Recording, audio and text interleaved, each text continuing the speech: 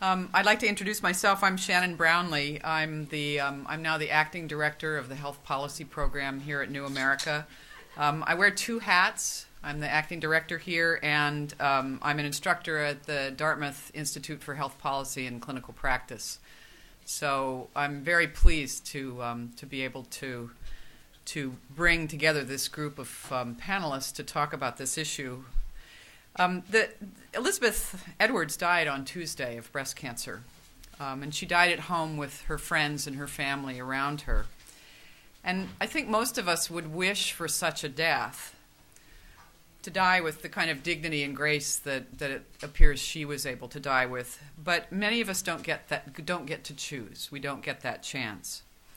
So the Dartmouth Atlas of quality of life, of end-of-life care for cancer patients, is the latest publication in a long line of publications that are a result of about 4 decades of research on variation in the delivery of health care.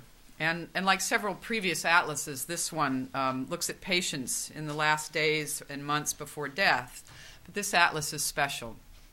It looks at a narrower population of Medicare beneficiaries. It looks at patients who have terminal cancer and who are in the last month of life.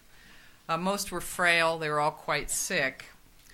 And what's striking, once again, is the extraordinary degree to which this population of patients was treated, both in different parts of the country and at individual medical centers. So nationally, about a third of Medicare patients with advanced cancer died in a hospital versus dying at home or in hospice. It was most likely to happen in Manhattan. 47% of patients died in the hospital. They were 6 times more likely to die in the hospital than patients in Mason City, Iowa. More than 40% of cancer patients were admitted to the intensive care unit in their last month of life in Huntsville, Alabama, compared to only 10% in Bismarck, North Dakota. And the study also found that 50 academic medical centers, out of 50 academic medical centers, fewer than half of advanced cancer patients received hospice services. And in fact, in some hospitals, referral to hospice care occurred so close to the day of death that it really could not have provided much assistance or comfort to patients. So the central question here is, why is this variation happening? Is it due to differences in patients? Do patients in New York want to die in the ICU more often than patients in Bismarck? Is there a lack of social support in Manhattan that makes physicians less likely to discharge patients from the hospital when they're nearing death? Or is geography destiny, as Jack Wenberg, the founder of the Dartmouth Atlas, likes to say? Is it the practice patterns in different institutions that determines what happens to patients? And how patients are treated and cared for in their last few months of life has very important implications, not only for the quality of these patients' lives and their deaths, but also for healthcare spending. So what we've done today is gather a panel of experts who will talk about a number of aspects of this issue. I'm going to run through their bios very briefly. You can pick up their bios on the table outside and find out more about each of them. But we're going to start with David Goodman, who is a professor of pediatrics and is the director of the Center for Health Policy Research at the Dartmouth Institute for Health Policy and Clinical Practice, and he's also the co-principal investigator of the Dartmouth Atlas of Healthcare. I have to think of what the order is going to be, but I think Joanne Lynn will go next. Joanne Lynn is also a physician. She recently left a position as Bureau Chief for Chronic Disease and Cancer and Community Health Administration of the Department of Health of Washington, D.C., and she's now serving as a consultant at CMS. And she's the author of a wonderful book that I recommend called Sick to Death and Not Going to Take It Anymore, among other books that she's written.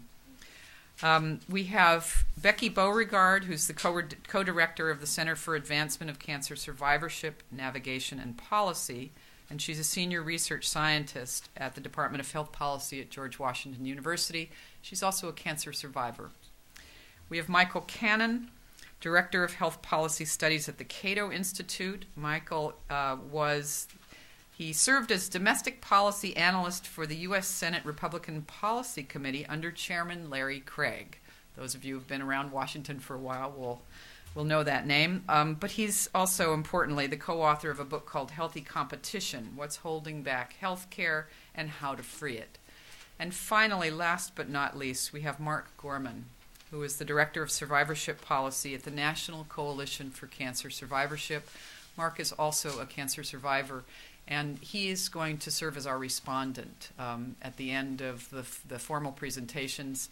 So I'd like everybody to welcome David Goodman, and I think what we'll do is David is going to show some slides, and then all the rest of the speakers can come up to the podium after that and then speak. Thank you.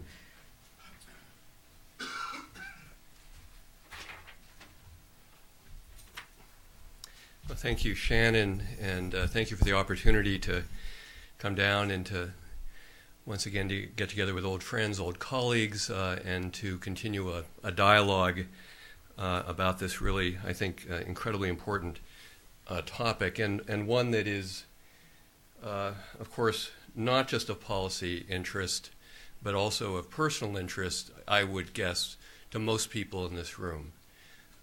Because unlike many of the events that we study in healthcare that can certainly live and legitimately have meaning in sort of its abstract or perhaps its public policy sphere, this is a topic that also has deeply personal connections to many of us. And that is certainly, for me, part of the motivation of taking up this particular project in our group. Now, if I can, there we go. Certainly should acknowledge the large team that works on the Dartmouth Atlas of Healthcare. Jack Wenberg, of course, is the founder.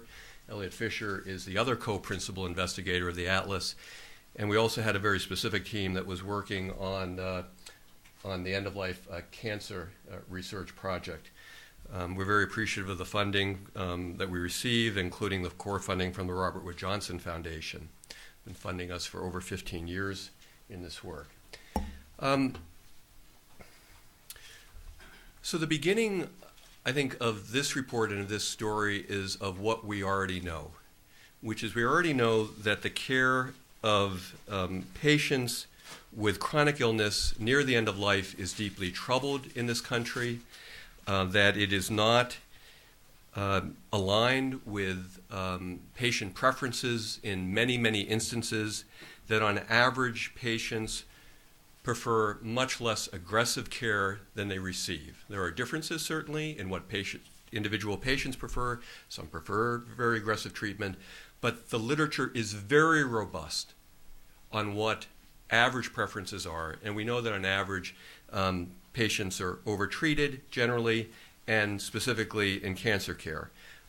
This is a topic that end-of-life care that has been studied in 2 Institute of Medicine committees, including one specifically for cancer care, and there's a vast research literature supporting both those reports and other sort of public policy initiatives in this area.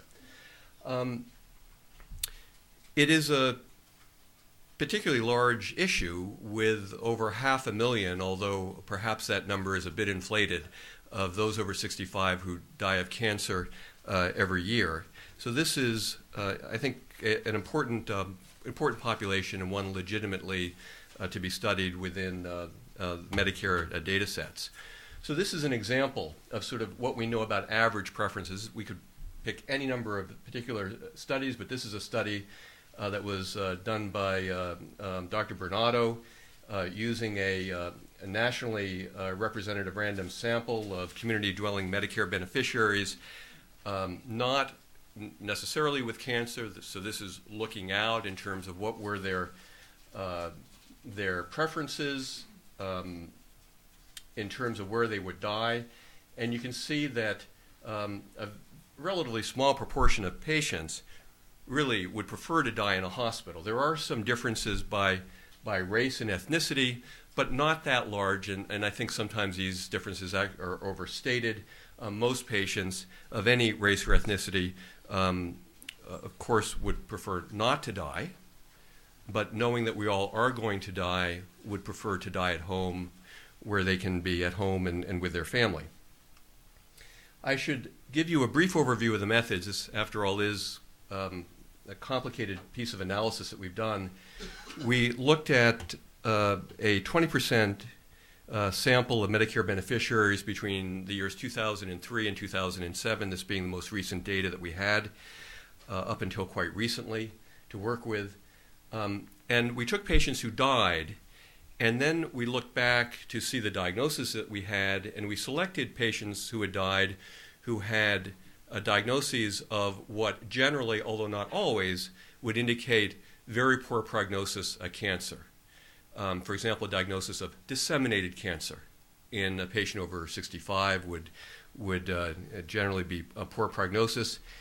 And so this is a cohort that is fairly specific towards poor prognosis cancer, but is not particularly sensitive. There's a lot of patients, for example, patients with prostate cancer, that are underrepresented in this sample because most patients with prostate cancer don't die of prostate cancer, and we wanted to make this quite specific to a group of patients where, in most instances, the physicians, the clinicians, would know that that this patient had a high probability of dying within a year.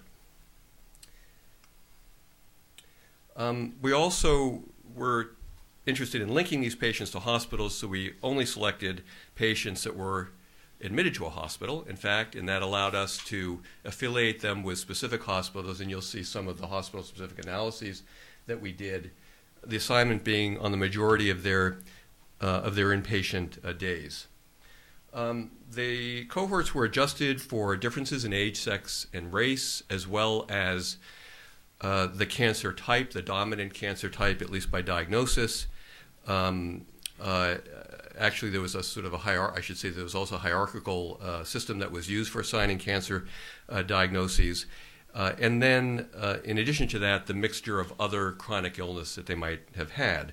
So although I don't think that these cohorts are perfectly comparable from place to place, they, I think, are probably as comparable as one could construct cohorts of patients using Medicare claims.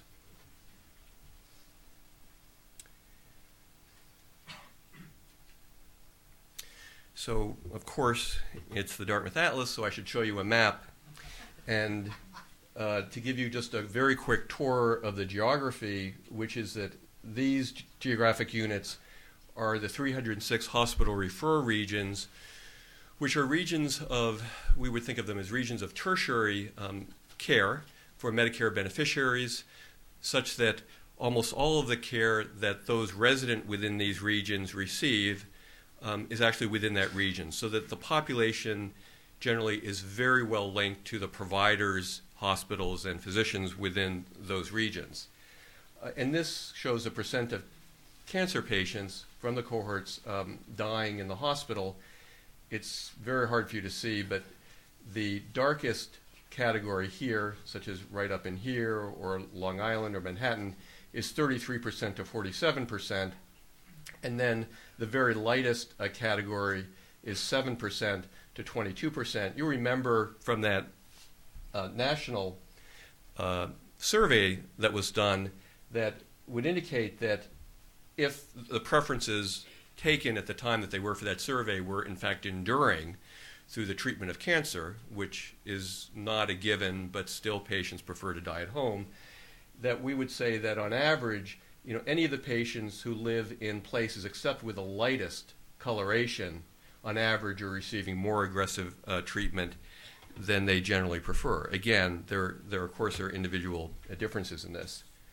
And then looking at sort of the other side of the spectrum in terms of care, the percent of cancer patients now who are enrolled in hospice care, meaning that they're receiving Medicare hospice benefit, which typically would be provided in the home, but it could be in a nursing home, and it even could be in a hospital, that you can see that varies substantially as well. There's not a simple inverse relationship between those two measures. So generally, you find that places where there's higher use of or higher provision of hospice services, there's fewer days in the hospital, but I would say not always is that the case. It's not a simple durable sort of substitution. This figure uses dots to represent different hospitals. This set of hospitals being academic medical centers and National Cancer Institute cancer centers. And so that there's close to 100 of these different specific hospitals. I've highlighted a few sort of near the top, near the bottom. This again is the same measure, percent dying in the hospital. And you can see that, for example, in the US, in terms of academic medical centers, Westchester Medical Center in New York is the very highest. And we go down New York Methodist Hospital, New York Presbyterian Hospital, and so forth. And then there are other places, places that also care for incredibly sick patients, where patients seek care not to die, but for remission and for cure and to go back to the lives that they once had, if at all possible, but that the actual provision of care near the end of life in these health systems is very different. And certainly at the end of the day, regardless of the interpretation, we can at least agree that care is provided very differently to this population from place to place. And on average, we know that care is much more aggressive than patients prefer. ICU days in the last month of life. Different hospitals show up on this in terms of those that are very high and very low, but there is a general correlation, as you might expect, with more aggressive treatment in one domain and more aggressive treatment using other measures.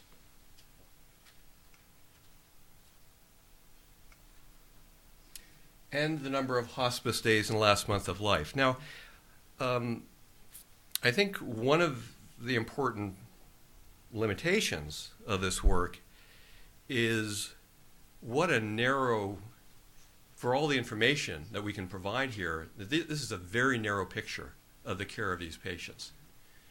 For example, a much more important measure would be a measure that would indicate sort of the effectiveness or the quality of palliative care.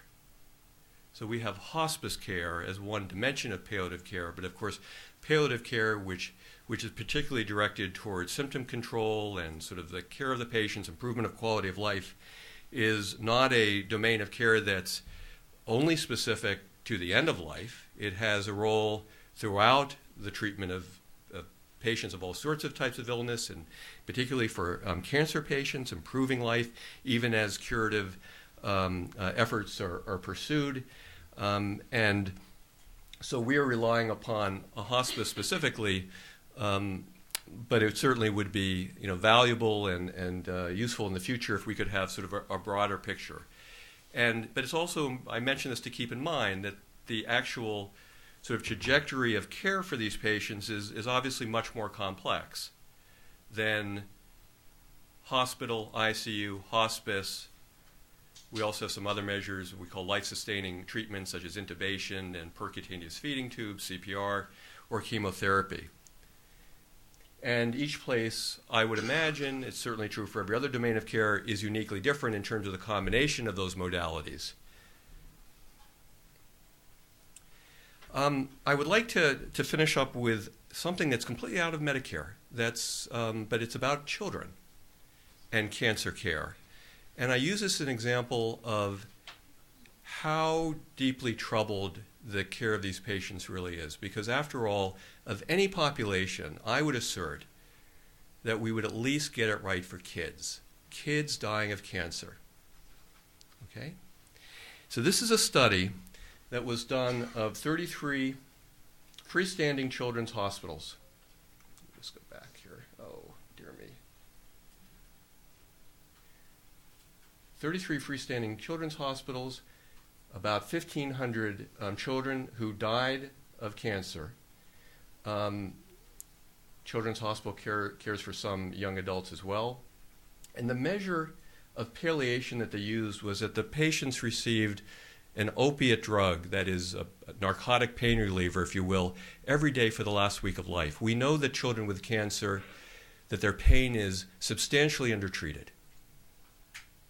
This is 3 studies that have shown that very consistently, And the treatment is certainly to give very consistent pain medications. That always means to give an opiate. So although not every patient, 100% necessarily, one could argue, should have received an opiate every day, almost all of these patients should have. And the actual reality across these 33 children's hospitals, all very, very good places to bring your children for care, is that the variation was from over 90% to less than 10%. You can use adjusted. I think that the unadjusted, the adjusted is not very valuable. It's unclear as to why one would need to adjust this particular measure. I mean, every child would deserve good palliation at that point in their life.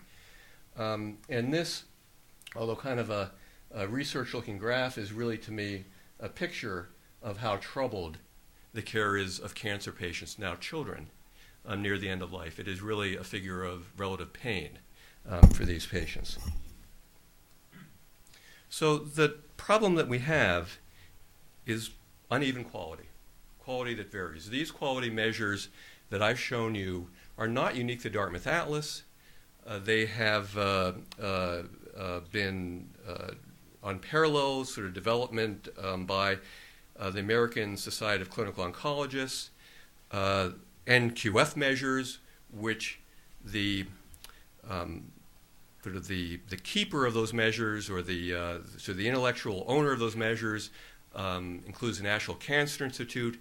These are measures, accepted measures of quality of life for cancer patients near the end of life, and that quality varies. I would say that in terms of the causes of this, and I think we will all have sort of different interpretations, I would suggest that there are two basic causes. And one is indeed the culture of practice. You can say it's patient practice patterns, but sort of the culture of care in a particular place. And this is partly reflective, I think, of a societal dichotomization that is viewing cancer care as black and white. And the black and white is we either cure or we care. And in order to care for patients, we give up time, we give up life, we give up days or weeks, that there's some trade-off between providing for comfort and prolonging life, giving a full life. So that hospice is against hospital. And in fact, one can argue that the Medicare hospice benefit actually has sort of reimbursed it along that line, and that you have to give up a curative intent to receive the hospice benefit. Although there are many places that are moving, and there are even some insurance plans that are moving towards a notion of concurrent care, where curative care and palliative care, even hospice care in theory, could exist side by side and not create what often becomes a very near end-of-life discussion of, we've been working so hard to cure you, and now we finally think we're at the bitter end and we can't cure you, and now you have hospice care or palliative care, and we'll provide you with comfort. That's a caricature of care, but it's, I think, one that often occurs, and the language that is developed around cancer care reflects that sort of black and white view. In addition, and this is, I think, a harder concept to understand, but clearly quite important and supported by other strands of the research that we do at Dartmouth, is that in addition, the care that people receive at places is reflective of the accidents of capacity of those places. Places that happen to have more ICU beds, patients near the end of life spend more time in the ICU. Places that have more hospital beds, those patients cared in those areas spend more days in the hospital. And I would suggest, I would imagine, but we don't really know, that hospice capacity also is reflected in the way, or to the extent that hospice care is used. Certainly the extent that hospitals invest or decide not to invest in palliative care obviously would have implications for the availability and the use of palliative care for patients, including cancer patients. So there's this aspect of culture of care that develops, and then there's also the aspect of where we invest, historically where we invest, And I think it's important in terms of thinking about where we invest for the future. Thank you.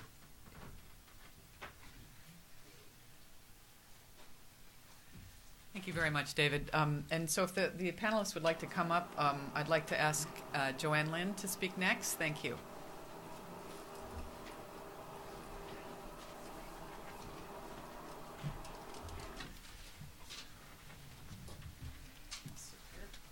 The lights are right in my eyes. I hope I can see you. Well, I neglected to tell everyone that the web is watching us at the same time, which is why we have the bright lights. Hi, Web. Hi, Web. Hi, Mom. Well, gee, I was going to run a poll, but the web folks can't weigh in. I'll run a poll just in the room. How many people here expect to die? Why does it always get the chuckle? How many of you, all things considered, would just as soon die of cancer? No one. How about heart and lung disease? 2 or 3 people put up your hands. All the rest of us are with me on frailty and dementia. Hardest thing for Americans to quite stomach is that there isn't a choice of none of the above. That there really is an end, and that life is more like great art than it is an indefinite period of good health. You will, in fact, complete the canvas. However it is that it gets completed, it will, in fact, be completed. And we do very little about thinking about or developing a language about how to live out that part of life. And yet it is now a huge part of life. Can anyone here name a single character on evening television who has been allowed to develop a character that has been on the show for at least a couple of times? That rules out all the ER vignettes. Who is living with the disease they will die from and sick with it? What do you have, Shannon? ER, one of the docs. Okay, one of the docs in ER, right. Anybody else? Think about that. How long do we now spend on average disabled near the end of life? More than 2 years. Self-care disability is now more than 2 years long. How long did we spend disabled near the end of life in 1900? Essentially none. I mean, every once in a while somebody did, but on the whole, you didn't live very long if you were that sick. People in old novels got sick and died, all in one sentence, all in one paragraph. The major success of modern medicine now is the opportunity to grow old and die slow. And we have not rearranged our myths, our language, our stories, or our services to match that new reality. And it shows up in cancer just like it does everywhere else. Now, the data that David shows you does, kind of cover over a number of points. It is worth remembering, of course, that cancers are different. Prostate cancer in a 94-year-old is a very different disease than leukemia in a 34-year-old, although this is all Medicare, but even leukemia in a 66-year-old. So there is substantial variation there. But it's striking to me, not just the variation, but the raw rates. I mean, just looking at it as a raw rate of what's happening. Can you imagine that there isn't any academic medical center in his list that had greater than 20% of their patients use hospice in their last 3 days of life? None? Yet Mason City, Iowa had only 7% of their cancer patients dying in the hospital. The raw rates are really intriguing, plus the variation, that there's just this enormous variation, and you basically get, whatever the train is that's running in your neighborhood, because you have very little ability to move out of your neighborhood once you're very sick. If you're growing old in Pittsburgh, you're pretty likely to be using Pittsburgh's care system. If you're growing old in D.C., you're pretty likely to use the care system in D.C. You are not likely to be able to shop around and use Annapolis or use Baltimore. I had a son with cancer, and I couldn't get the care I wanted for him in D.C. I finally found somebody willing to offer it in Charlottesville. And when I confronted the need to travel to Charlottesville 67 times for his treatments, and every time he was sick, I was set back on that and ended up using the D.C. treatment system. And I knew my odds, and I knew what I could get, and I was a good shopper. But, you're really tied to where you live. What is ideal care? Anybody want to throw out, what would you want? If you knew you had a cancer likely to prove fatal, and you're going to have some months. It wasn't like right around the corner, but you're probably going to have at least some months, maybe even a couple years. What would you want in that piece of time? Call out some things. Yes. Your quality of life. Quality of life, and what would go into that? What would count as quality of life? Meds, let me know when I'm going to die. Let me make that decision about my family. So you're looking for control. I want control. What else do you want? Got the DNR. You- Make the decision. You want to make the decisions. Family What has else? to agree. And hospital has to remember if I'm in a hospital or nursing home or wherever, hospital, or they have to not be afraid of being sued. That's all the issues. Okay. Okay. And Minimize time in the hospital. Okay. Any day in the hospital is probably less good than the day fishing. What else? What does anybody else want? Good pain control. Good pain control. Okay. Good symptom control in general. Not to. How about confidence, reliability? So some of those. It's pretty easy to come to a vision of what that would be. It's a little harder to say, well, how many people should actually be in the hospital right at the time they die, but probably not half of us, So something lower. So it's pretty easy to come to a sense of what that would be, but we don't actually put that out there, and we don't actually measure it. You can't tell how many people died comfortably, in control, with low hospital days in Washington, D.C., because we can't even talk about it, much less measure it. I mean, you can tell in claims whether people got into hospice, but there are lots of people outside of hospice who had a good course, and there are some in hospice who didn't have a particularly good course. We don't directly measure that. We've never developed the technology to measure it because we can't even discuss it.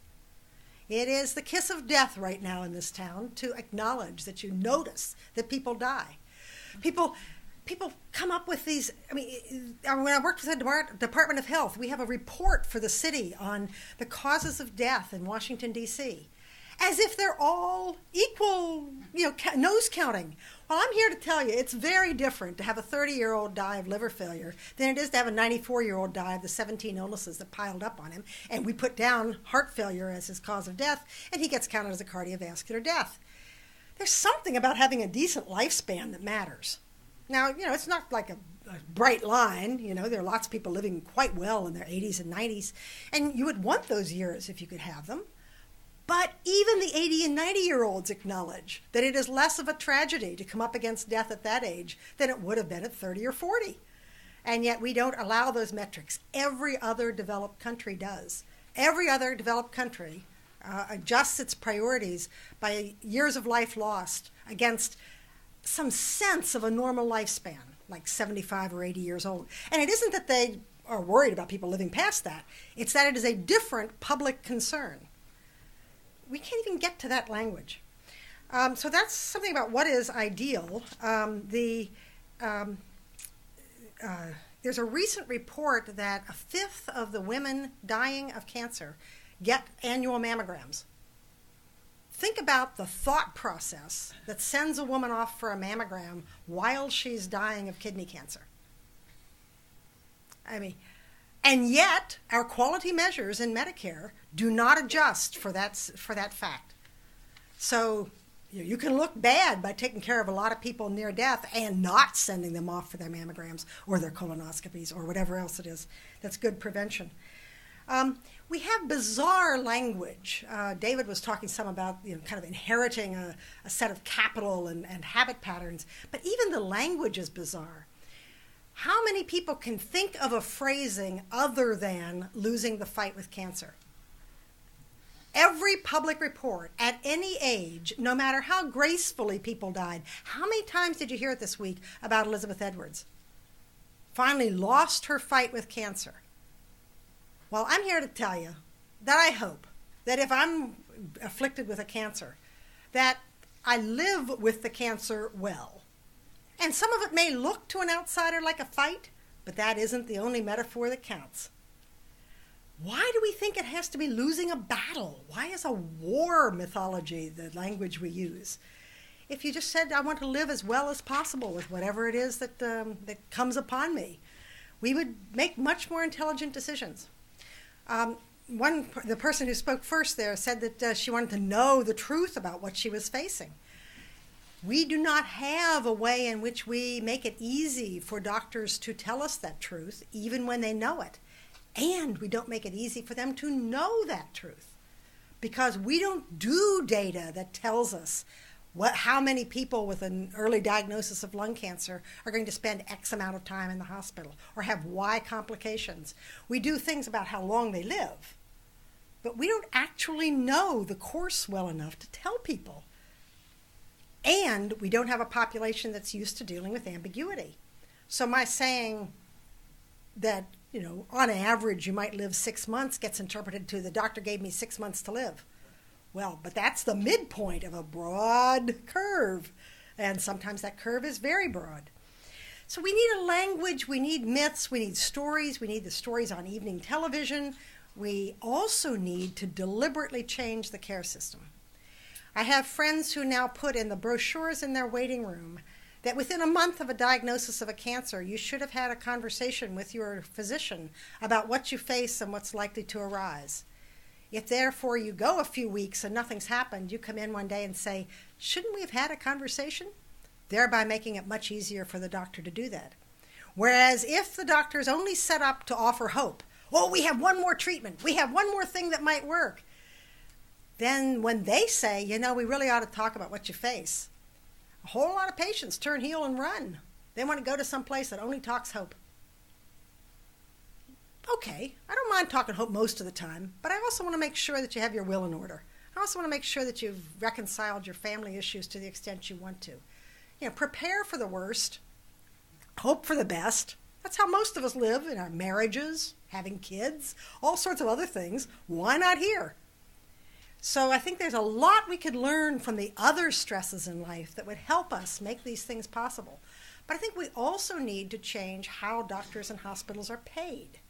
We need to make it more of an even playing field among good supportive services, enhancing quality of life, and trying real hard for the last possibility that you might be one of the few people who actually experiences a cure and gets to go on for a while.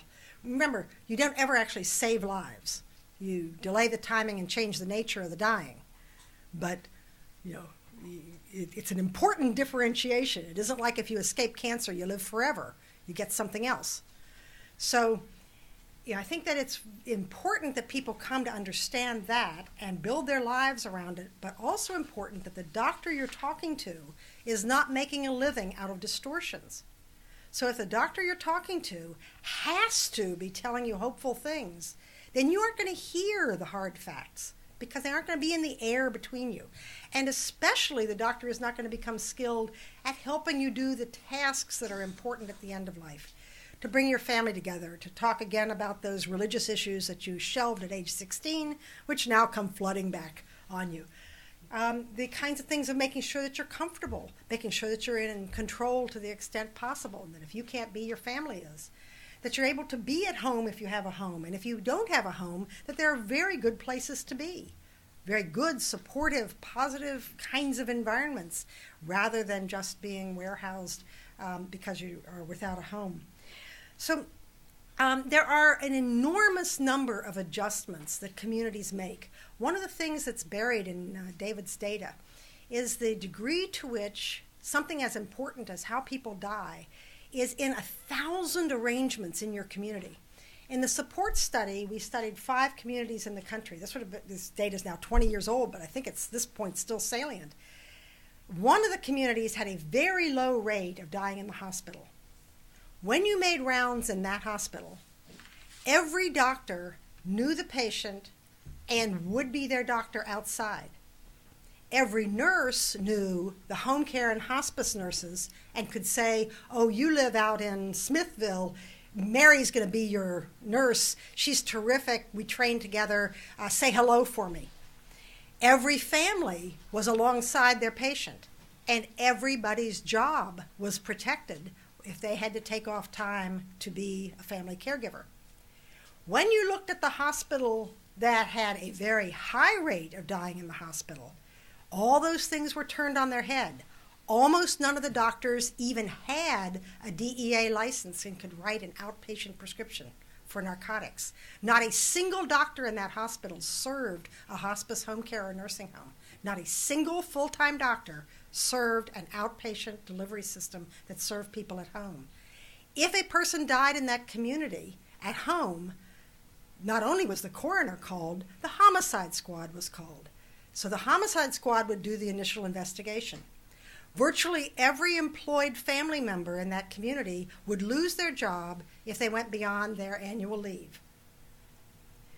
Think about the network of services that either does or does not support people living at home and dying at home. Those are characteristics of communities, not just of the healthcare system. So if you want it to look very different, you have to get into those sorts of things and make those sorts of changes. We can do it. You know, not very many of you chose to die with cancer, but 20% of us will. So we could change how that happens.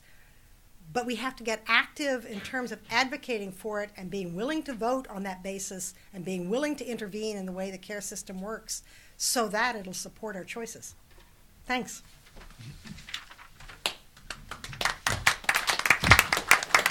Thank you, Joanne. Becky Beauregard? Oh, I have been totally scooped. That's okay. Reinforcement is a good thing. Great. And while you're getting here, someone said something to me yesterday that DNR, do not resuscitate, should probably be changed to allow natural death, AND. First of all, I'm going to start out with just an amusing life story because I think you'll all appreciate it because we're all professionals who have real lives too. I got up this morning. My upstairs neighbor has a leak that was pouring into my bathroom. Oh, dear. That was number one. I went to my computer. It crashed, which is my own fault. I've been very negligent and bringing myself up to speed. So I grabbed another computer and sort of sat down and tried to recreate what I wanted to say today. So I think in the interest of time, I will be probably blessedly brief. I'd like to begin by thanking the New America Foundation for sponsoring this important discussion on the implications of the Dartmouth findings on end-of-life care for patients with advanced cancer.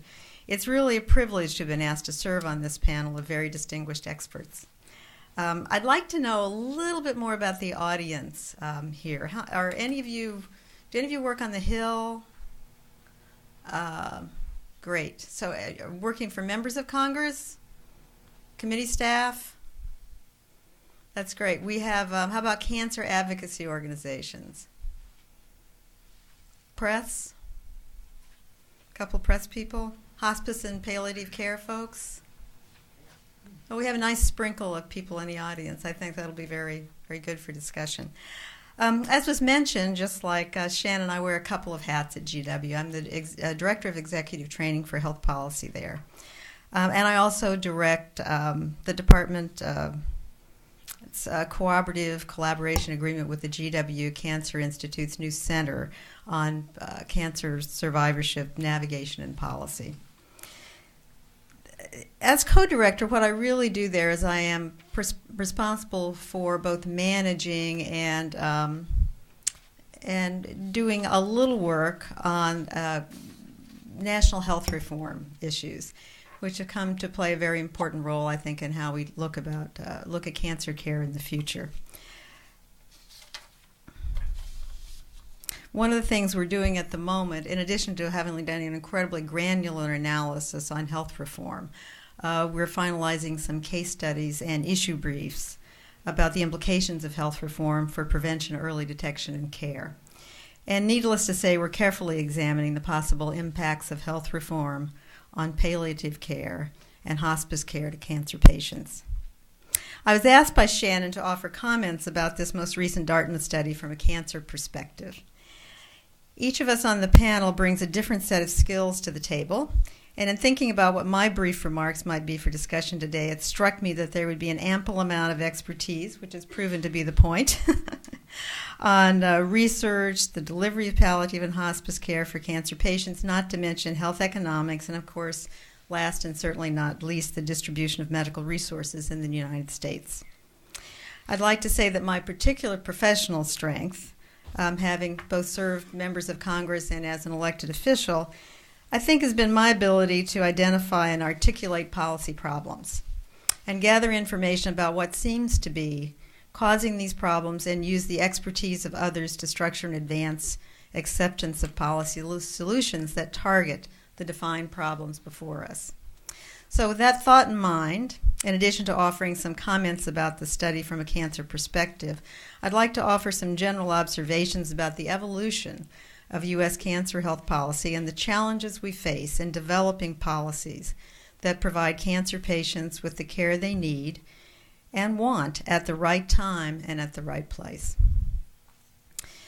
And I'd like to be very careful about this. A lot of these are my own thoughts. I work for an academic institution, and a lot of what I say is based on my own experience in life. Shannon mentioned that I'm a cancer survivor. I also, my husband died a few years ago of stomach cancer, and for any of you that know a little bit about stomach cancer, it is not an easy journey, even when you have the best of care, and I am proud to say that we had the best of care. We have a lot of knowledge about what constitutes quality care and quality end-of-life care. We also know a lot about what patients say they want, and as a society we seem to want, or we say we want, patient-oriented care in which patients, families, and the healthcare community work together to understand care alternatives for each patient as he or she moves along that continuum of care, including those end-of-life alternatives. We also want to minimize pain and suffering by cancer patients and their families. Clearly, the Dartmouth study more than suggests that some very well-accepted care goals for patients with advanced cancer are not being met in many areas of the country. Now, this is not good news for cancer patients or their families, and it's certainly not good news for the healthcare system. So why is this happening? I think we've heard a lot of thoughts about why this may be happening. Why aren't the palliative care and hospice policies we've put into place working as well as they should to ease the suffering of cancer patients and their families who do struggle with advanced cancer? And why in a state like New York, I mean, this is really fascinating to me. New York is one of 12 states in which hospice care is a state health insurance mandate. Is hospice utilization so low there? I mean, I think we do have some answers to that, but it is curious to me that when you look at these 12 states, many of those 12 states are also experiencing low hospice utilization. So my real answer would be it's complicated. It's a complicated problem to define, and it's going to be a complicated problem to fix. Now, why do I say that?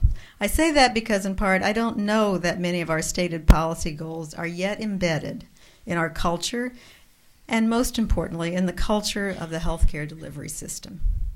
What's become of great interest to me as I have begun really thinking about cancer health policy over the last couple of years is this apparent conflict between many of our policy goals and programs to promote those goals, and the language of cancer that pervades the entire world of cancer care. And there has been some discussion of that previously. I think that the history of American cancer health policy itself holds some important clues about why these contradictions are so pervasive. And this is where I need to be very careful because I think people think it. I'm not sure they say it out loud. In 1971, it was the year that marked the President and Congress declaring a national war on cancer. And at the time, this was a major and positive step forward in the way that we went down this road in which we realized now we had many people with diseases that would be long-term diseases. We needed to look for a cure. It was a language about battles. And as I said, it was perfectly appropriate 4 decades ago. It was about winning or losing. It was about life or death. And I think that language really crept into the way we think about cancer treatment and care. We battle cancer. We fight cancer. We actually expect to suffer. I mean, when you talk about battles, there is this perception that you're going to suffer. We must be brave, like brave soldiers.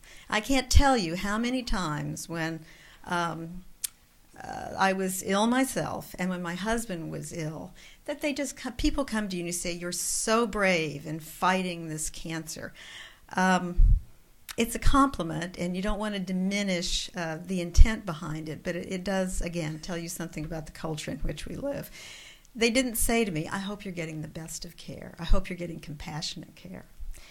So consistent with this language, research indicates that if treatment fails, patients, caregivers, and even the healthcare providers feel that they have failed or believe that their patients and their families will believe that they have failed. And in our rush to find a cure, we often seem to have forgotten, or at least shied away from the fact that death is inevitable, and that the care we receive as we approach death is just as important as the treatment we receive for cancer. As we've aggressively waged this war in search of a cure, we have learned many things. We've learned that cancer is not only one disease, but a family of diseases with many different disease pathways. We've learned that it's unlikely that there will be a silver bullet that will cure all cancers in the near future. And we've learned that early detection for many cancers provides the opportunity for treatment and possible cure.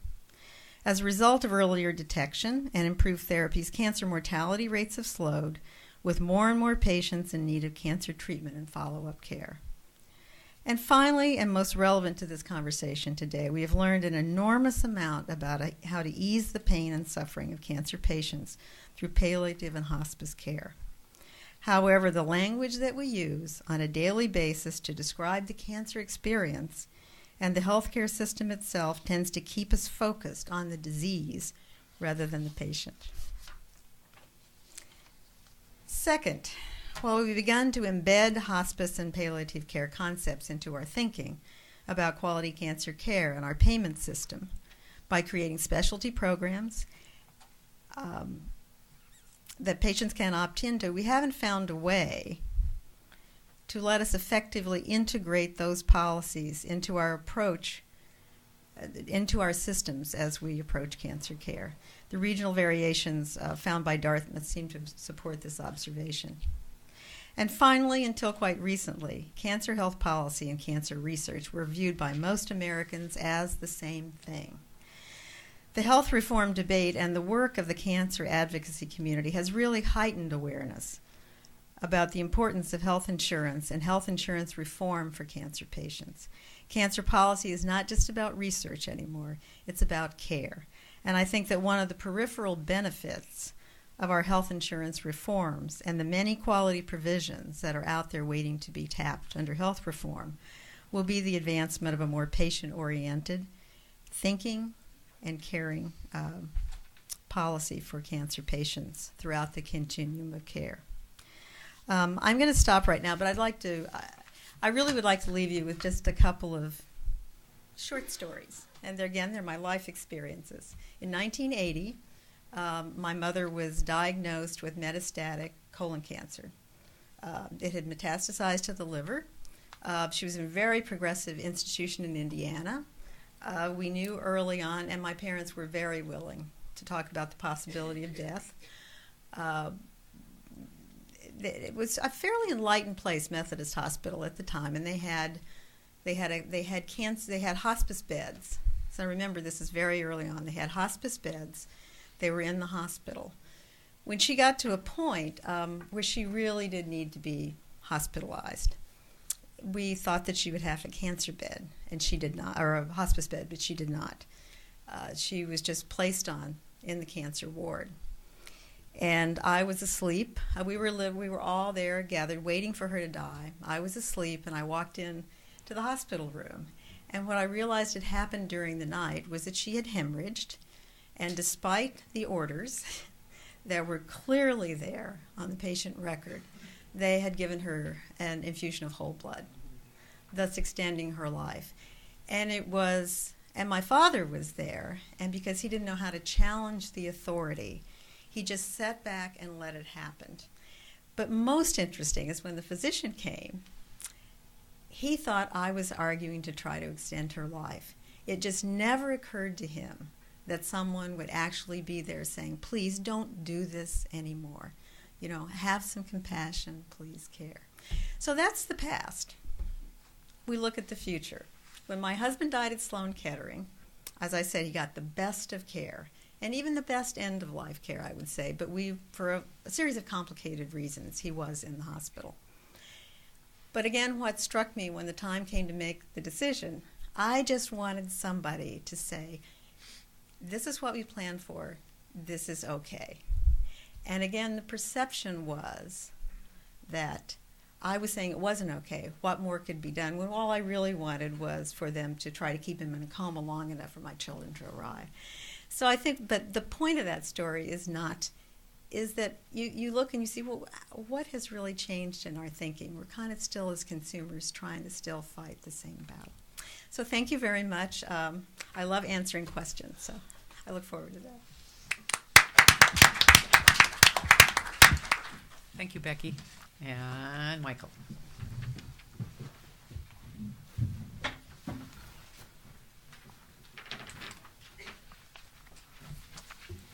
I want to say thank you to Shannon and the New America Foundation for inviting me to speak. Thank you to David for this study. And since this study focuses on the number and type of services that cancer patients receive, not directly on the amount of money we spend on treating cancer patients, Shannon asked me to address what this study has to say about reducing healthcare costs. And I think it actually helps illustrate exactly why reducing healthcare spending has proven so difficult.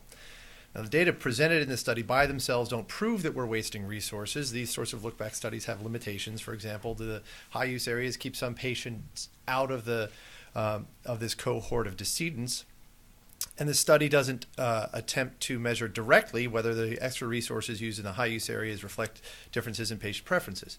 But again, as David said, there are a lot of data that show that patients are getting more care than they would prefer, and this study is consistent with a large body of research that attempts to control for all these factors and still finds that a lot of this extra treatment cannot be explained by the patient's severity of illness or outcomes or the patient's preferences.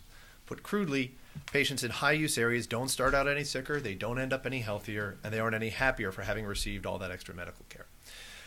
The Dartmouth literature is not perfect, so while I'm open to dissuasion, I do find it persuasive that a large chunk of U.S. healthcare spending, possibly as much as 30%, appears to be the result of doctors responding to the inherent uncertainty in medical practice by erring on the side of doing too much for their patients.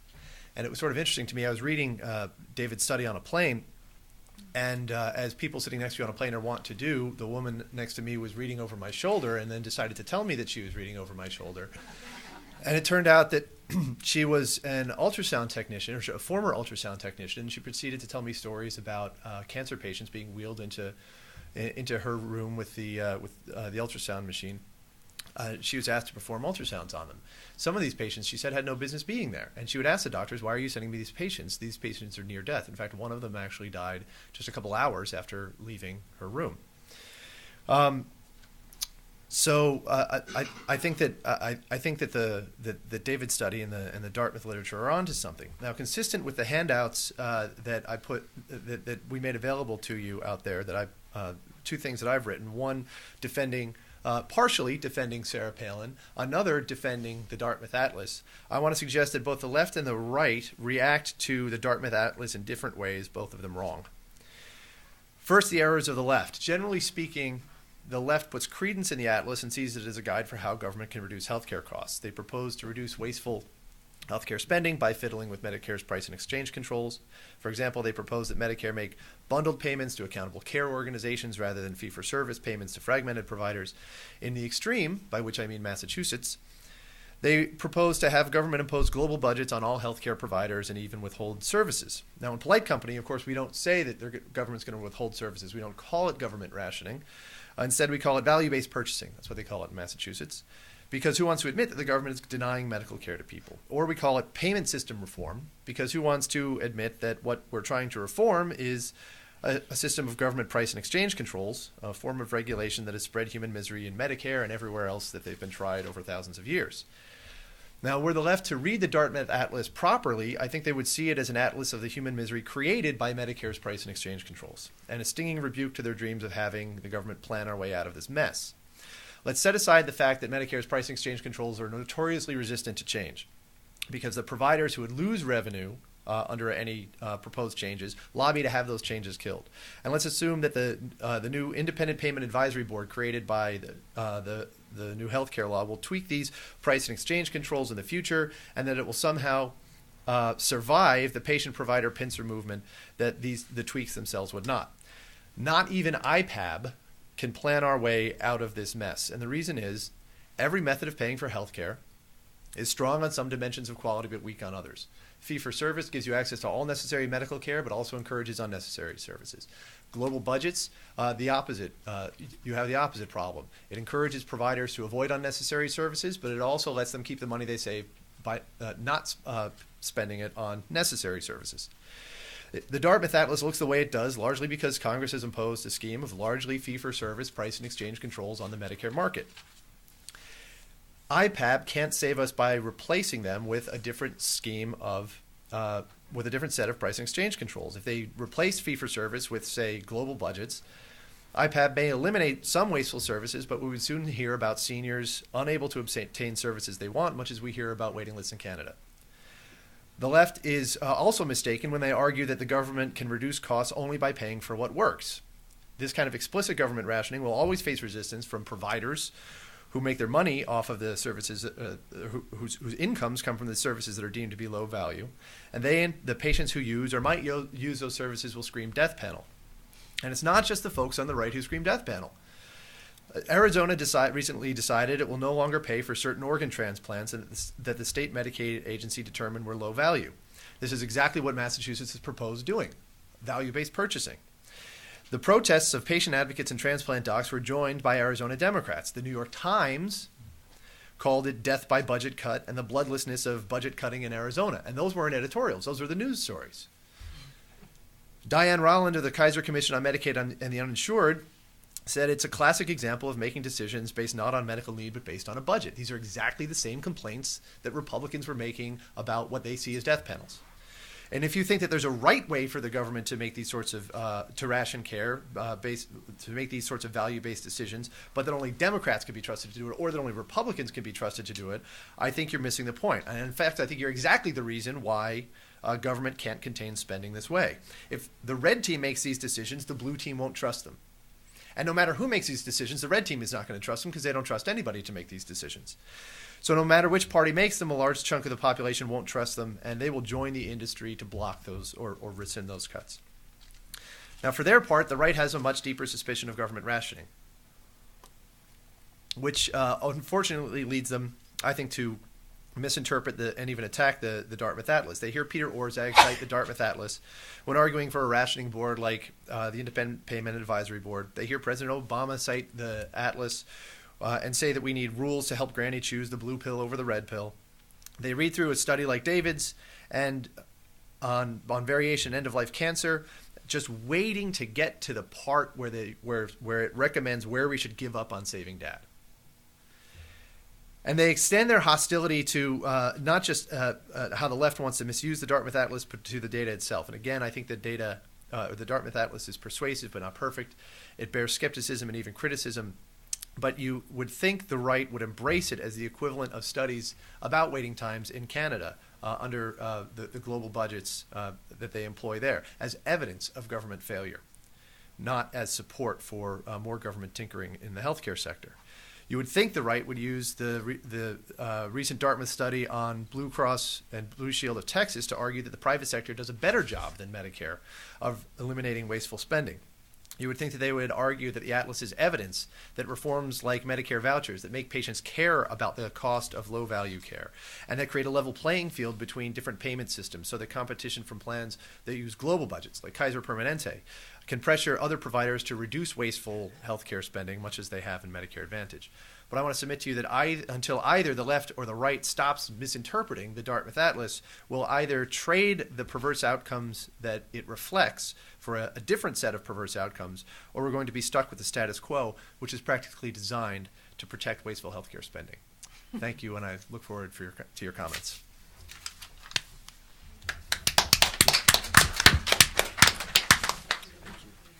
Thank you, Michael. And Mark Gorman. Mark is our respondent.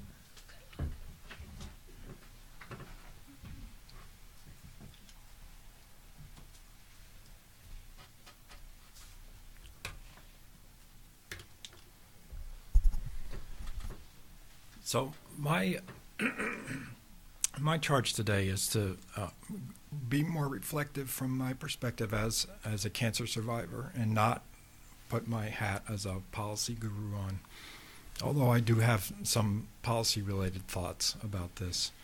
So in that regard, I'm moved by Becky's story. I mean, there's a real-life situation there with her mother and with her husband as well. I'm one of the, a cancer survivor who had a poor prognosis, who actually has done well. 12 years after being diagnosed in a routine physical examination with what turned out to be a 15-centimeter tumor in my liver. And so the issues that are lurking below the surface in this study, I see through the lens of what the communication between the clinicians and the clinical team and the patient and the family are actually going to look like. I was told over the course of the first year of my treatment, which resulted in surgery, my diagnosis is metastatic melanoma, and since my surgery in 1999, I've had surgery twice more. I lost my train of thought.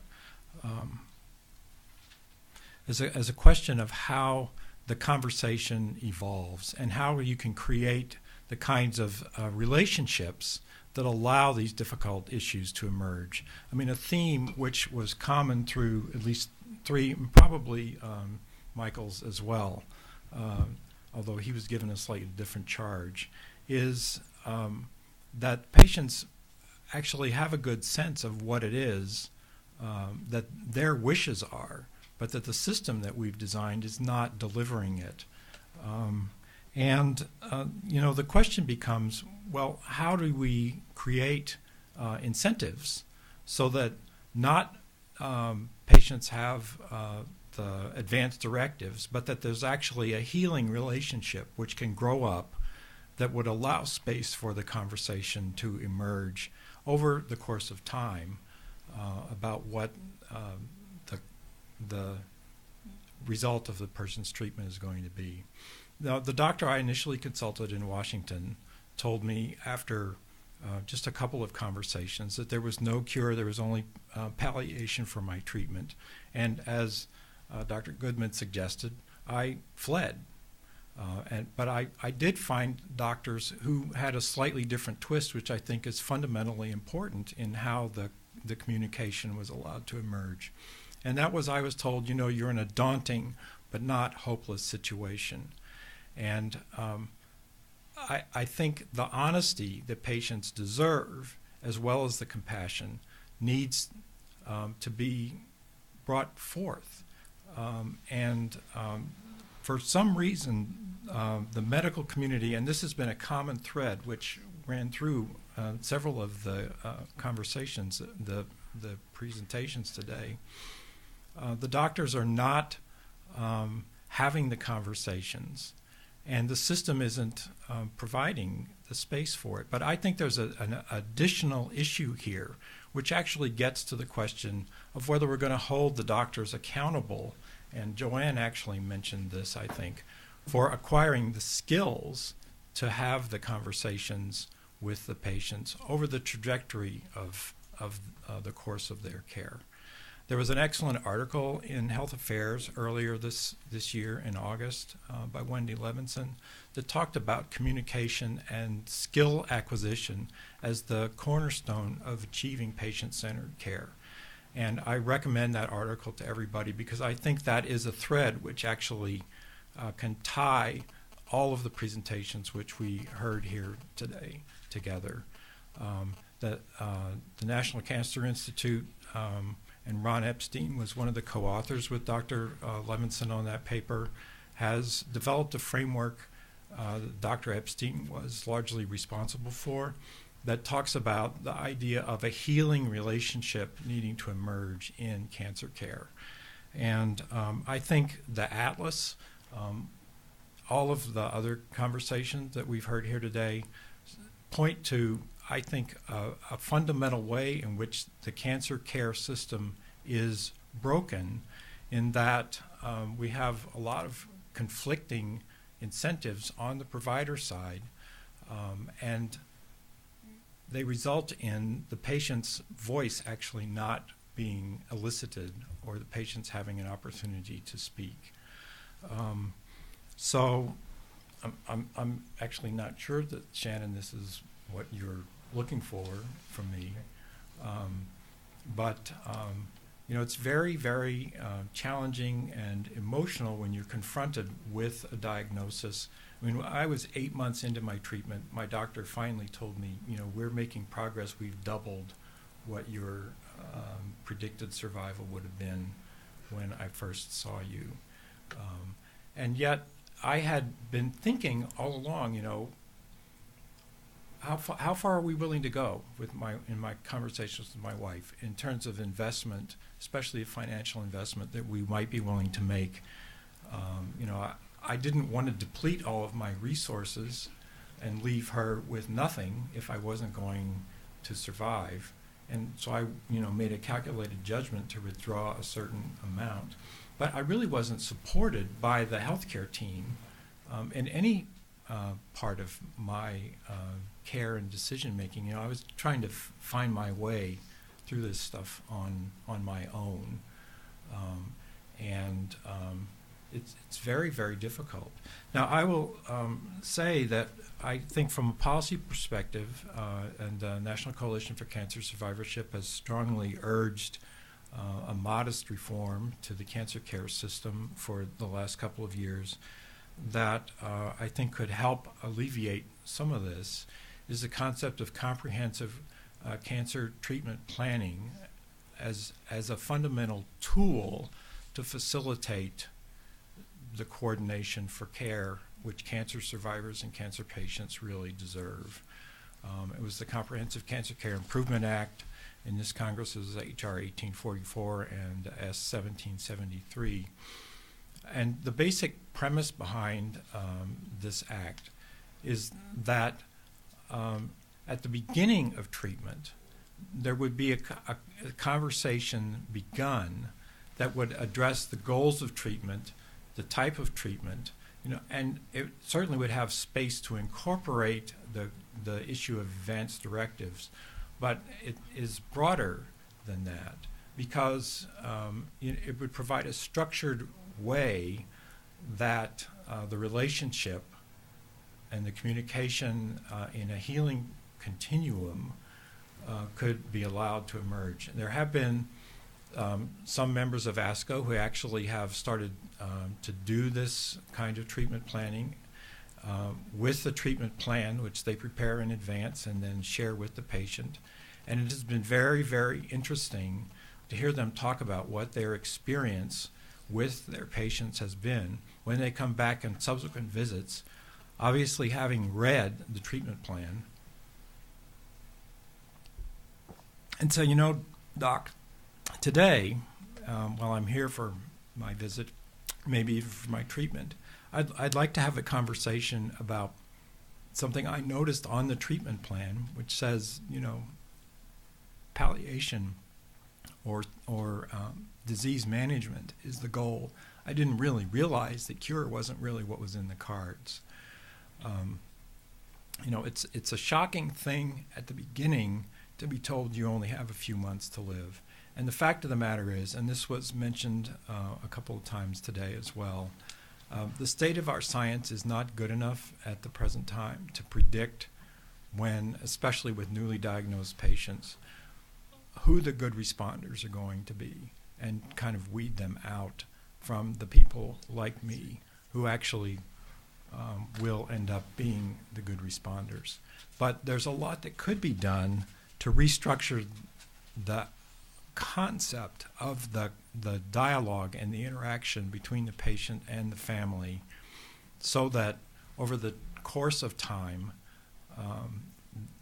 there would be the foundation laid so that as the direction of treatment becomes clearer which direction and which outcome may be the one which is emerging as the more realistic, then the space would already be created. And I think a couple of people mentioned And this is something which I think bears a great deal of thought and actually probably implementation in terms of how the cancer care system is restructured. And that would be full integration of palliative care from the beginning of diagnosis and continuing through the duration of the person's life. Whether you end up with a good response like I did, or you end up with a very clear life-limiting disease. I mean, the study that was published in the New England Journal at the end of the summer, which is cited in David's paper, the Temmel study, is actually a revolutionary study. I mean, I know in a lot of ways it duplicates work, similar kinds of work which has been done in the past, but to have the clear indication that merely adding palliative care into routine care for people with advanced disease, in this case it was metastatic lung cancer, actually extends their life. Although that study, they weren't clear on what the causative feature was. But when I read that study, one of the things that was clear to me, and the authors of that study did point this out, is that the relationship which had been created between the patients and the family and the care team from the beginning probably changed the ground rules for communication in the context of the individual patient's care. So I think to conclude, the Atlas points out that patient preferences a lot of times are not being carried out in the course of the care which they receive. And, there's really no good excuse for that. A couple of years ago, I was on a panel at a meeting that Avalier convened, almost 2 years ago exactly. And the final slide from my presentation, which I brought a copy of here today, was titled "One Survivor's Frustration." And the first bullet is that this one survivor was tired of conversations about how to bring care models and goals into widespread use that always seem to begin with the question, how can it be paid for? As personally, as a cancer survivor and somebody who's dealt with lots of cancer survivors in the 10 years that I've been at NCCS, many of whom are no longer with us today, I would prefer a dialogue which begins with the question of what do patients and survivors want and need, and then would move on to the question of how can we align incentives in order to be able to realize that kind of care.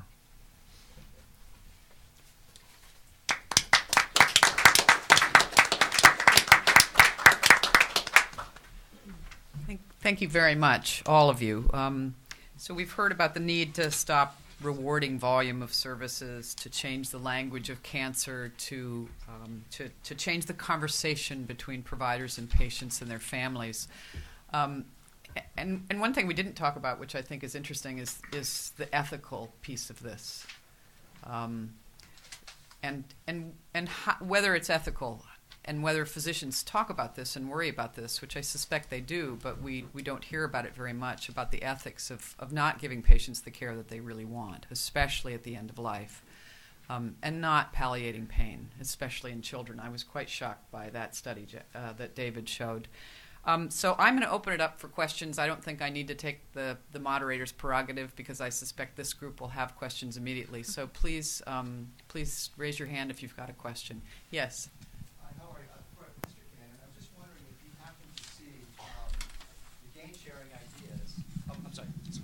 I'm sorry. I need to say, please use the microphone. Identify yourself for everyone. Okay. Joe and wait Hutter. For the mic. And for Mr. Cannon, I was wondering if you see the gain-sharing ideas in the provisions of the PPACA, such as accountability care organizations, as a step toward or away from government tinkering. I think that's an example of government tinkering. When I say that Medicare operates under a system of price and exchange controls, I mean the Medicare decides the price it's going to pay for whatever transaction, and also decides what it's purchasing with that transaction. is it a discrete physician visit? Is it a specific service provided at that physician visit? Or do they bundle multiple services into one payment, such as through the Medicare Part A hospital payment system, where Medicare pays on the basis of a diagnosis, on the basis of one fee for an entire hospitalization based on a diagnosis. That's what a bundled payment is. So when I say price and exchange controls, what I mean is Medicare is dictating the price, Medicare is dictating the other terms of exchange. So if Medicare moves from a fee-for-service system of price and exchange controls, where they are paying for each specific service, to something of something closer to capitation, or a fee-for-service is at one extreme, where they're paying for each discrete service. Capitation is at the other extreme, where Medicare just pays one fee to a healthcare system per patient or a physician group. Moving Medicare from fee-for-service closer to capitated or global payments, global budgeting payment system, which is what people mean when they say gain sharing. In other words, you reduce unnecessary services. The physicians get to keep some of the savings because they were paid that one lump sum per patient. That is an example of government just tinkering with their price and exchange controls. It doesn't allow for competition between the fee-for-service way of paying for care and capitation and everything in between. Because when you have that, that's when each of them shines on the dimensions of quality where they are strong.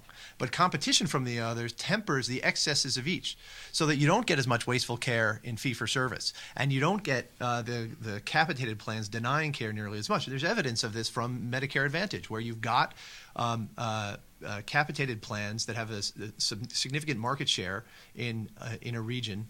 They actually bring down the per patient spending within Medicare fee-for-service. And with other private fee-for-service plans. So that is an example of Medicare just tinkering with the price exchange controls. You need to get Medicare out of the business of choosing one way of paying for medical care, or having multiple different ways of paying for different types of medical care, but one system of price and exchange controls for each, and allow open competition between all the different ways of paying for care. Does anybody else want to comment? Okay. Yes. Here in front. Ma'am? Yes. Thank you. I need a mic. Yes. It's coming. It's It's coming. beside you. Here it is. Oh. Ask and ye shall receive. Thank you. My name is Annabelle Fisher. I'm a professionally trained clinician who's worked in healthcare and mental health. Let me say that you all have made some very interesting comments, and I thank you for not using the word death panels. It's a death with dignity. And Dr. Goodman, as far as your study, I will tell you, having worked in the East Coast and the West Coast at some of the top teaching hospitals, medicine is treated differently on the East Coast. It's more aggressive, more use of drugs than on the West Coast. And I've worked as a social worker at the UW, and you have Fred Hutch, and at Mass General and San Francisco General. So it is done differently. What I want to question, I appreciate Mr. Cannon's comments about Medicare payments and Medicare Advantage. I'm on Medicare now. Medicare Advantage is very different. It's an HMO, and the reimbursement rates are much higher. I want to raise the issue to all of you. I thank you for we need to be talking about death sooner with families. What really kind of floors me is the lack of a dialogue between physicians and nurses and other healthcare providers in hospitals or teaching hospital today about referrals to social workers, whether you like us or not, or other healthcare providers who've done everything but a private practice, to hospice or other outpatient care. You're limited today in the number of days you can spend if you're diagnosed with cancer in a hospital and then have to go outside of it. So I would question your study and ask you, have you looked at, one, the boundaries and territorial issues with docs and other health-related professionals, because it exists at Dartmouth and other teaching hospitals, number one. Number two, the cultural issues in different parts of the country, the Midwest, the West Coast, the Pacific Northwest, and the financial issues for those patients and family members who may or may not have the money, and the family members who step in at the last minute and say, We want you to do everything. I don't care what it is. And then you have to deal with the possibility of lawsuits. And there's no tort reform in healthcare today. I know that's a lot, but this issue is really important to me, and I'm glad we're talking about it, but we're not talking about death, and we're all going to die. Thank you. Maybe, David, you want to sort of address a couple.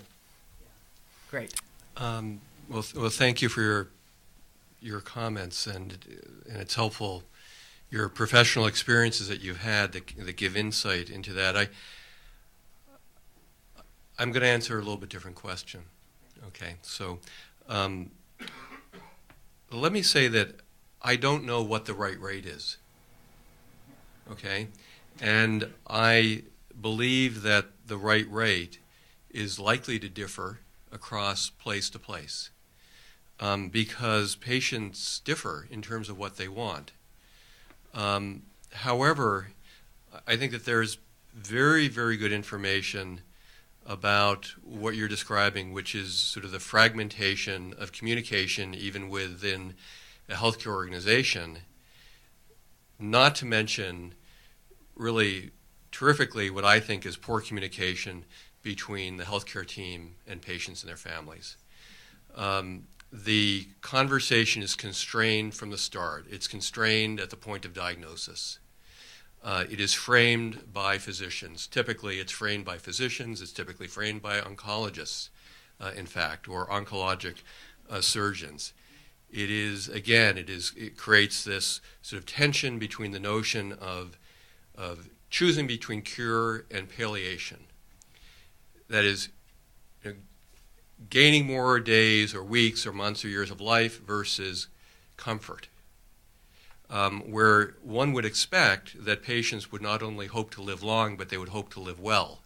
And that the conversation of living long and living well is a conversation that should be part of every clinical dialogue, not just for cancer care, but for all care. And it shouldn't then be odd that when a patient is diagnosed with cancer, that one starts the conversation about, one is, what are the prospects? The different prospects.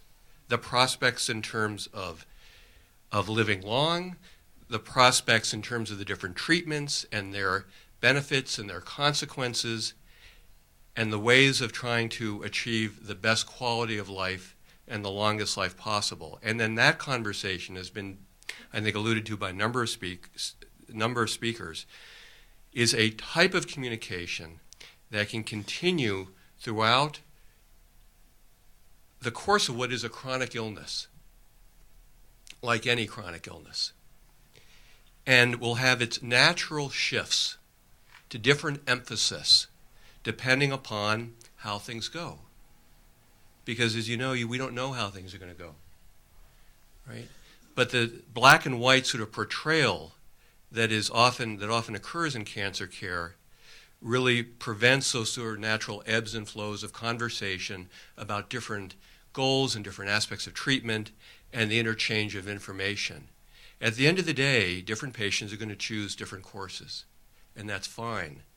But as things stand today, I think that there's very little opportunity for patients to genuinely receive information about their prospects of their disease and of treatment, and very little opportunity to really express in a legitimate way, because the conversation is not legitimized, to express their preferences over the course of their care.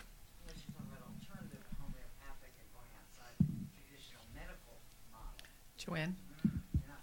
Let me add a provocative little comment here, which is that we've made, almost all dying now is a federal or governmental paid endeavor.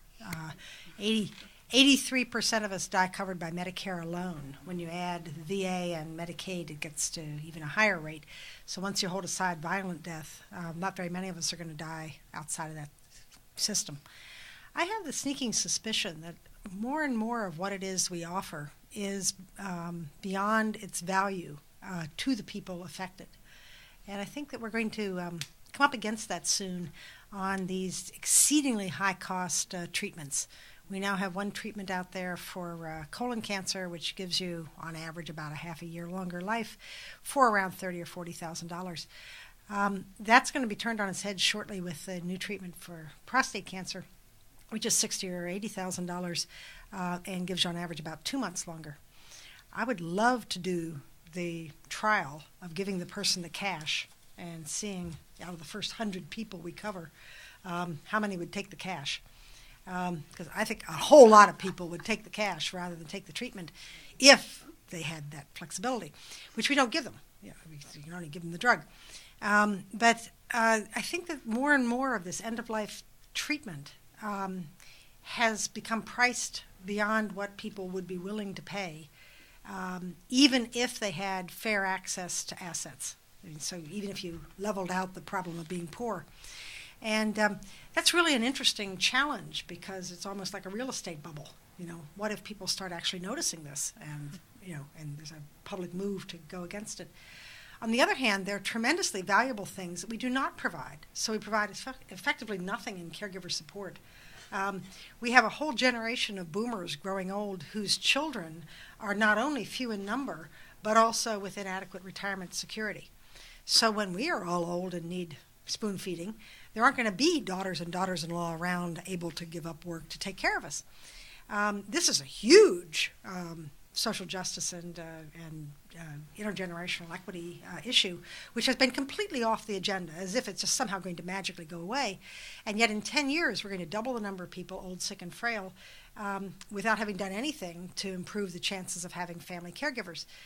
So if you wanted to focus on something of value, it would seem like it would be something out of the Class Act kind of thing, or direct caregiver support, caregiver assessment, family support, some way of providing care. Cancer isn't as difficult as most of the other ways to die because mostly you're only really sick for a period of time, for a relatively short period of time, a couple of months. Most families can kind of rally for that. When you get to dementia, obviously it can be years. So I think that there's some real problems in the culture coming to appropriately value the things that the service delivery system can yield. And some of them are quite challenging, like these overpriced drugs or the inability to pay even a living wage for direct hands-on services. I think part of the puzzle there is this notion of what's the true value of the drugs and services, which we don't really know. I mean, the way we value cancer drugs is sort of magic. It's not related to what the true value is to the patient necessarily. Yeah, I always find it curious when people say, well, within healthcare there are no limits. I mean, the doctor can order anything. Well, having worked in home care and nursing home care, that just is not true. I mean, there are really severe limits in those arenas. Not very much limit in hospital care. It's sort of in a privileged position. But when you're up against it, and I was struck that Mr. Berman said that he had thought through what he wanted to be sure to leave for his wife if things didn't go well. That's a pretty natural idea that people face with especially long-term illness come to have, and yet you can't even introduce it in a court case. You can't even talk about it openly with family, and yet that's obviously what you care about. You don't want to bankrupt your family on your way out. All right, I'm going to take another question. Phil? I'd like to amplify that point you just made. Identify Dr. yourself. Lynn. I'm Phil Longman, a fellow here at the New America Foundation.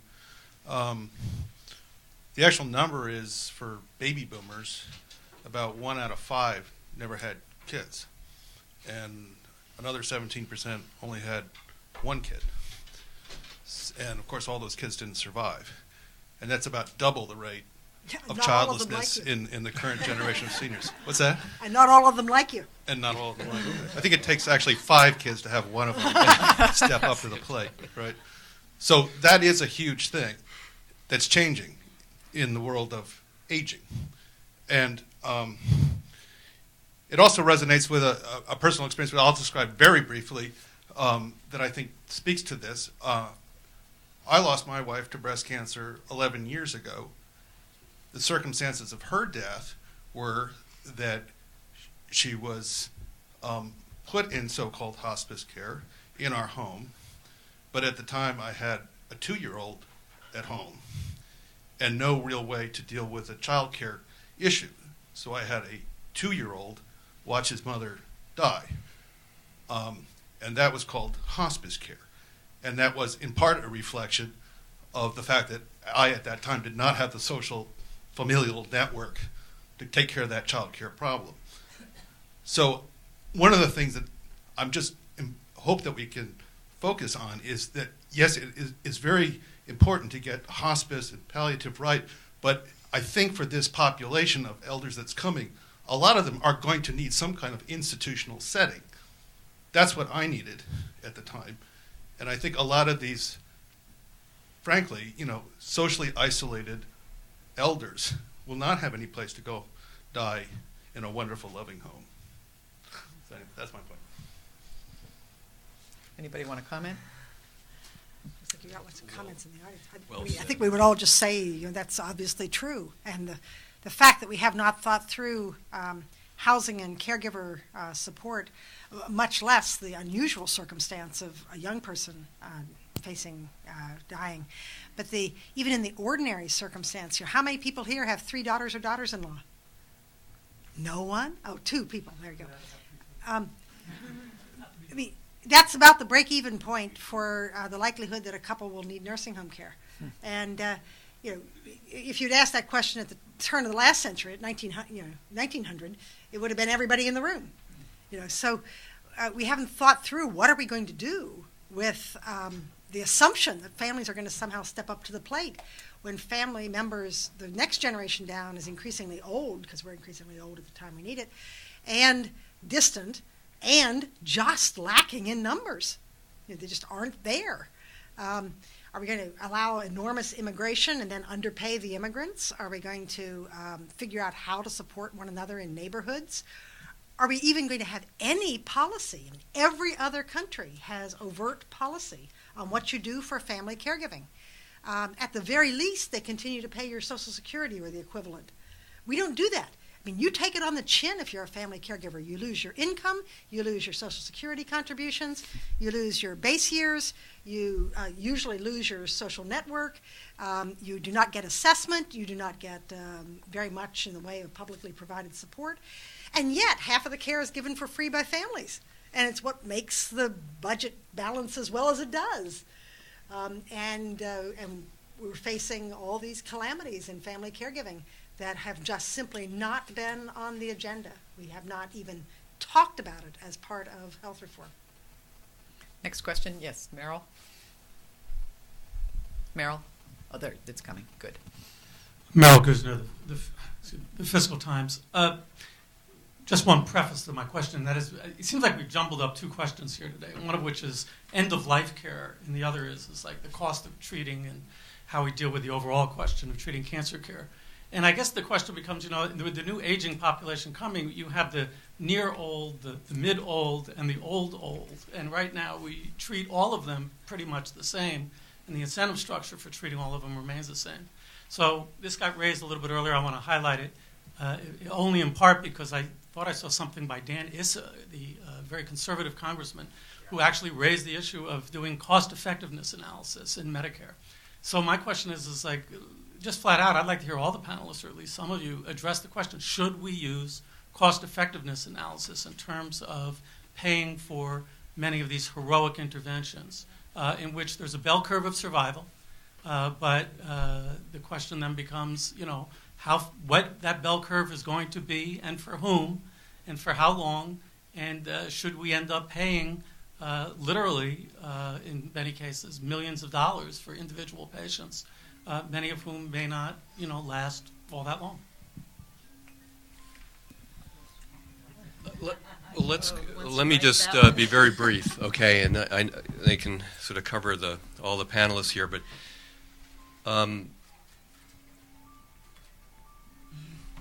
it's not mine, is it? I'm just pausing here. Okay, so for this domain of care, I would assert that it's not necessary or useful, although perhaps someday it may be absolutely essential. But knowing what we know now in terms of what are the preferences of patients and the sort of care they get, this is a domain of care where we don't, where following what patients want happens, as it turns out, to save money. It would, and I mean, there's a lot of evidence to suggest that. That's true for other domains of medical care as well. The assertion that patients want aggressive, expensive treatments right till the very end, while be true for some, is surely not true for most. So, and as you will notice, this report speaks nothing about the cost of care. It does not talk about that at all. It is not necessary for what we're talking about today. I certainly grant you that there's broader issues in terms of spending, in terms of healthcare where it's essential.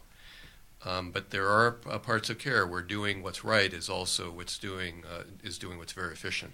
I'd like to hear from a cancer survivor on this issue of I think we can break this down into two pieces, which is one is should any amount be spent for the person that wants it, and two, how do we price cancer treatments is a separate question. So one of you, if you would. Well, I'll make a short comment and then I'll let Mark talk.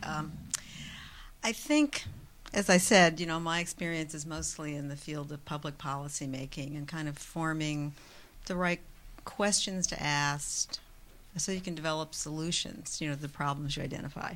When I think about cost effectiveness analysis, to be candid, I think of it as a solution that's advanced without really understanding the problem to be solved. And I think that is too often, particularly with money issues and healthcare, I think that's too often what happens here in Washington. We develop a solution, and then we all scurry around trying to figure out how we justify that solution in terms of how we define the problem. So, in answer to your question, I don't know really whether going down that road leads to a productive outcome. It may not lead to the outcome that we desire. And as I listen to this, I think there would be even more discussions about the focus of the discussions might end up being on the rationing again. And rationing is a very, very difficult issue. I mean, this has been in the public dialogue since the days of, there was a Brookings report some years ago that really sort of set the standard for talking about rationing of care. But the reality about rationing care is that we ration it already. Much of it is silent, but we ration care on a daily basis. That's part of what health reform is about. If you're a cancer patient and you don't have health insurance, we have very silently rationed care for you. So with those comments, I will turn it over to Mark. So on the specific question we're talking about today, which is the end-of-life care, and I actually agree with what Dr. Goodman talked about. I mean, the evidence is, as I understand it, is pretty clear that if the system were changed so that patient preferences were actually fully incorporated into the treatment planning and the trajectory of their treatment, then the resource utilization would be dramatically lower. On the question of the cost of drugs, so I have a very different perspective on that. I mean, I see that question really as being a question of we don't have the scientific tools at the present time to be able to match the responders to the therapies that they're most likely to respond to. That is a huge problem in cancer care. It's going to become a huge problem in other kinds of medical care. But cancer, I actually really do believe that personalized medicine does have a lot of promise. And cancer is probably leading the way. I think a lot of the objection to the cost of cancer therapies is actually a reflection of the fact that a lot of people receive the expensive therapies and they don't benefit from them. Gleevec has kind of become a poster child of the case where it's an expensive drug, but it's very effective. And what people with cancer are hoping for is that will become the model in the future. And there is another side of this besides the financial expenditure on therapies that don't work. Somebody with cancer who's well enough, functional enough to be engaged in trying to pursue additional therapies doesn't have the time to be wasting on therapies that aren't going to benefit them.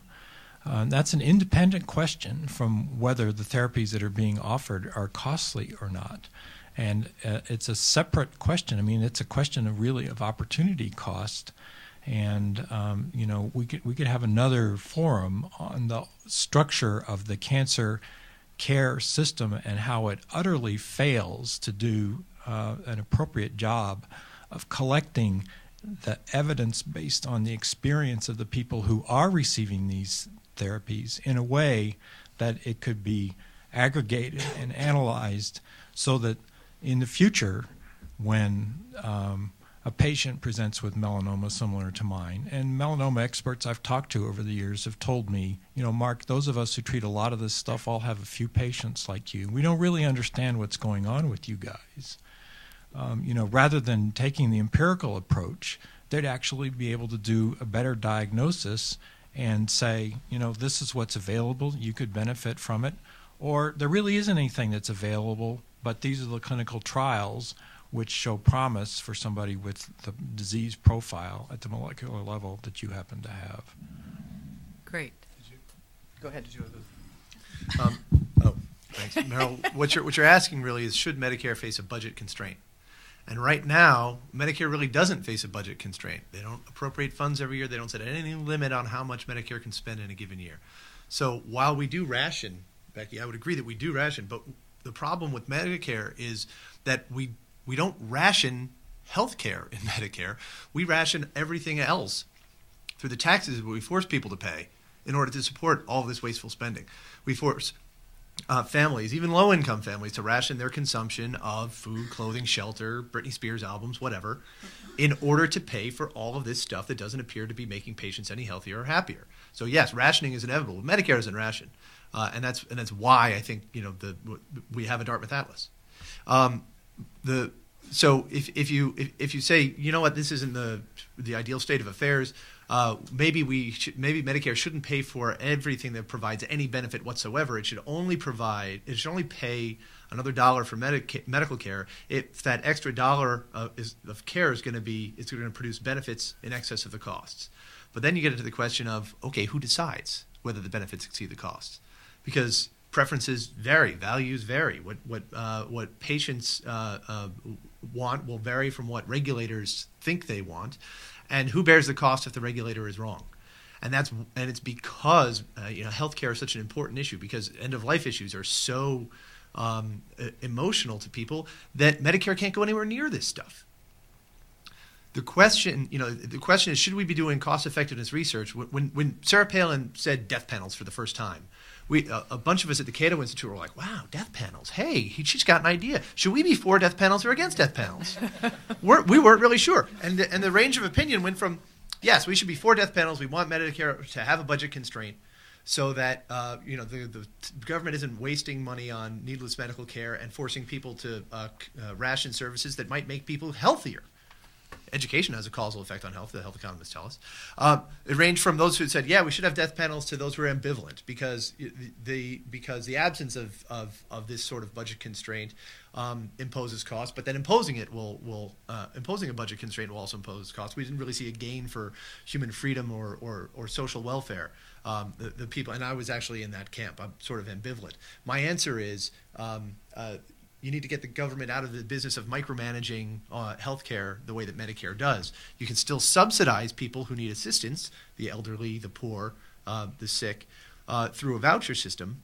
If you convert Medicare to a voucher system, you can still give the poor bigger vouchers and the sick bigger vouchers so they can afford to purchase medical care, but they'll be making these decisions themselves in the health plans when they choose a health plan.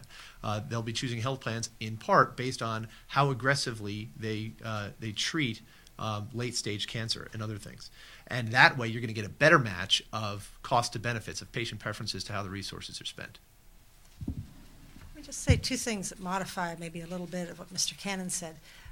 One is that I think that we have made the mistake in this country of thinking in terms of the individual patient in front of the individual clinician and the government at the state or federal level. And there's an intermediate there of community action.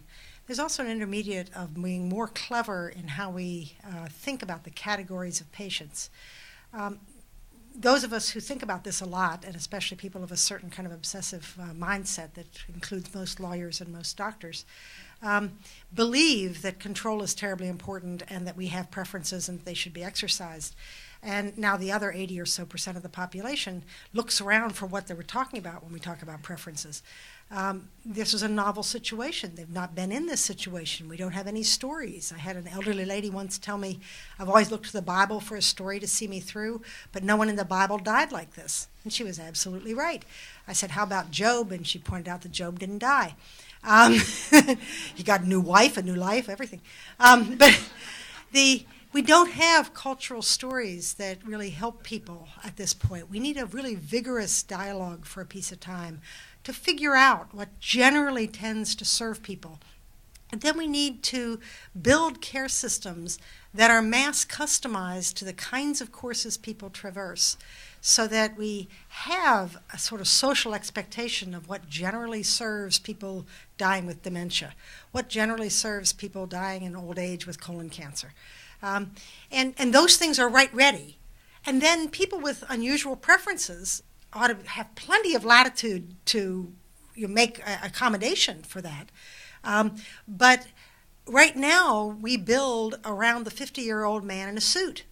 I mean, think about what's readily available in the care system.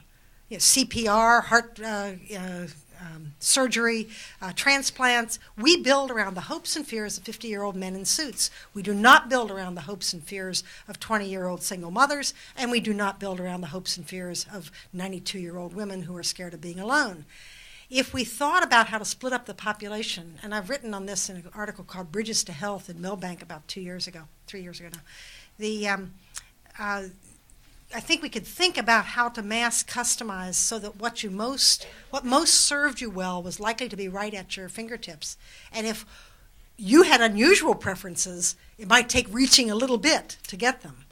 I think that's an idea we could really work with. And we could also work with community, something between the individual and the government. What it is that's available right here in Washington, D.C. is pretty much what you're going to need if you're dying in Washington, D.C. And we're going to need a way in which Washington, D.C. can arrange its services so as to serve people generally pretty well. We don't think about that being a local endeavor. Those are two ideas, I think, that could get us pretty far that we mostly haven't worked with. So in other words, all politics and all death are local. Yes. With that, we're going to conclude. Thank you all for attending, and thank you, panelists.